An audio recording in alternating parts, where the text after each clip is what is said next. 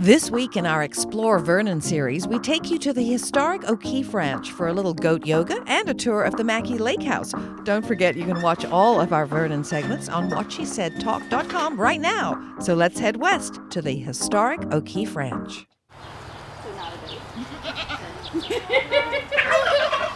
So, Tim Gibson, we've just finished goat yoga, which was a lot of fun at the historic O'Keefe Ranch. Tell us all about it. Well, it's a historic site, and we have lots of things going on all throughout the summer. We have goat yoga, which is very, very popular, but we also have mansion tours. We have special events throughout the year. In addition to mansion tours and seeing all the different historic buildings we have carriage rides, pony rides, and all those other kinds of things going on for families to come out and check out. Well, that sounds like a lot of fun. Now, tell us about the actual mansion, the whole history behind it. Well, it was founded by Mr. O'Keefe back in 1867, so we're actually 3 weeks older than Canada, believe it or not. We were here before Confederation? We were here before Confederation by about 2 weeks or so, because it was founded in June, and of course Canada was founded in July 1st. But we have the mansion, it dates back to where the O'Keefes lived for 91 years, give or take. We have a church on site, which is original building. We try to keep that up. We have a general store here which sells candy, because this site was actually the original end of the line for the carriage rides and the original post office in the Okanagan Valley. So who were the O'Keefes? They were ranchers, cattle ranchers during the gold rush. So instead of having cattle brought up from Oregon all the way up north, they decided to settle here, and it was all about ranching cattle, and they just expanded out that. What do you love best about being here every day? It's just a neat place to be. I don't know how to put that into words. It's just something about it that everybody who works here just loves it. It's the character. It's that we're here to preserve a site. We're here to tell the story. We consider ourselves a living museum, and we're here to share the story of the O'Keefes and the people who were here around that time. Sharon Gardner is a fountain of knowledge, the perfect person to take you back in time, and she has the music to go with it. It was built between 1885 and 1886, and Cornelius, with his second wife, moved in here with 5 children, and Cornelius had 3 amazing wives. All were the right wife at the perfect time. Cornelius came from Upper Canada, English-dominated society. He was Irish Catholic, from a poor but hard-working farming family. But he was a child, even around 10 or 11, when he had to quit school at the end of grade 3. He had a big dream, and he had great determination. And he looked around and seen what he perceived as great wealth amongst the English. Now, we know that wasn't true, but in his little boy eyes. And his descendants tell us the story that came down through the ages, that he said back then, one day I will have a fancy home like the English. And through hard work and determination, never giving in, never giving up, always having plan B, seeing possibilities when most people saw problems, he eventually achieved that goal and became a very well-to-do rancher. There's a saying, he was always doing things he couldn't do because he just went ahead and did them. And that was Cornelius. And his youngest son, the last O'Keefe that lived here, Tierney, was very much like that also. He was kind of a Renaissance man. And so we just want to know, we want people to know how significant that band of men that were here in 1867, it has totally transformed this area in 150 short years, from bare, uncharted territory, the last frontier, to what we have now. A totally modern society. Now you'll either bless them or curse them, depending on your vision. But now we have the big highway, the big airport, high-tech industry.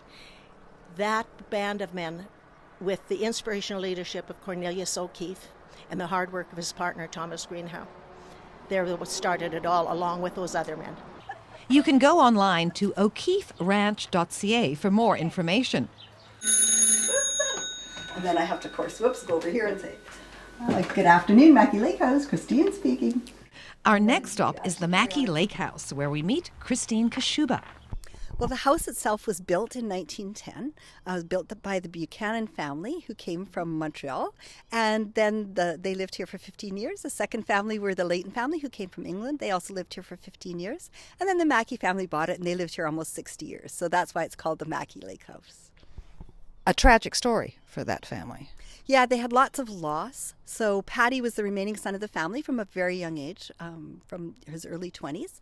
And so as he aged, he was really concerned about what was going to happen to the house. He had never married and never had kids, and so was very community-minded, and actually formed a nonprofit and worked with the first boards and gave the first tours of the house. And so now the house can be open to the public. They can come and visit by appointment or come to one of our many events. Well, we just had one of your afternoon teas, and that's certainly delicious. Is that something that you do for groups? Yes, anytime there's a group of 6 or more people, they can call me and we can arrange for a tea if we have time to fit it in our schedule, because we do have a lot going on here. So tell us about some of the things that because you have concerts, you have all kinds of events. We do. So we have every Tuesday in the summer, so July and August, we have tours that happen. And so people can come for that. On Thursdays at 10 in the morning and 2 in the afternoon, we have teas. So it's like a fancy tea with the sandwiches and the scones and the desserts. And so people need to get their tickets ahead of time through Ticket Seller for any of our events, so no matter what they're doing. And then in the summertime, we have music at Mackie. So we have outdoor concerts because we have such fabulous grounds. And people can come bring their picnic suppers, sit on the grounds, listen to great music, and just enjoy the ambience of being on the grounds, looking over Cal Lake. Well, the house itself is very special, and such a gorgeous traditional English house, I would say. What strikes you, you've been here 7 years, most about the house? I love that contains a family collection. So it's like any of our houses where we have things that are old, really old, and things that are quite modern, and everything in between. And I like to think of it as a living museum, so people can come in and kind of sense and experience more of what the house is like, or what it was like to live in the time when the house was built, which was 1910. Well, I noticed that you don't have, there's no velvet ropes blocking people from going through. No, there aren't, because we want people to actually experience what it was like to live in a house like this, and to get a sense for really the timelessness of the house. So it's arts and crafts style architecture, which has kind of got a real attention to detail, and kind of lends itself to people coming and actually having a really good look at what the craftsmanship in the house is. Well, we talked a little bit about the fact the family had a tragic history, but take us through what happened in the war.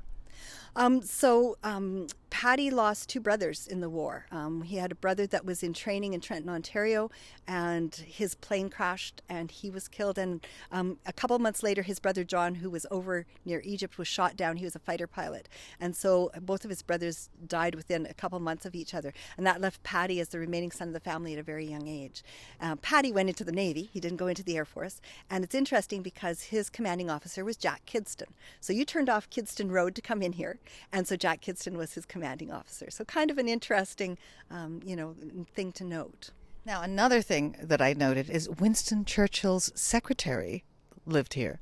Yes. And so the second family that lived here were the Leighton family, and Elizabeth Leighton, who her married name was Nell, went over to England and had trained with secretarial school, and then came back to Canada, and then the war was on, so she went back to England and got a job working for Winston Churchill. And so she wrote a book, a memoir of her experiences called Winston Churchill's Secretary. It's a very fabulous read because it talks a lot about what it was like when she started and how she was excluded from a lot of things because she was a woman. And then when she, 5 years later, she was accepted at most of the meetings. I think we have a visitor. We have a visitor right behind us. A deer. We arranged for that. We just put it through. So tell us how people book tours, how they get in touch with you. So for all of our events, they can go to ticketseller.ca, and all our events are listed there, and they can get their tickets there. And if they want to contact us directly, they can go to our website, mackiehouse.ca.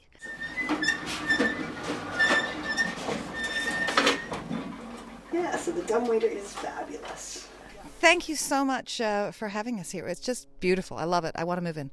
You're welcome to come back anytime and bring your friends. Next time on our Explore Vernon series, it's all about outdoor adventures and exercise. Well, we may have used an e-bike.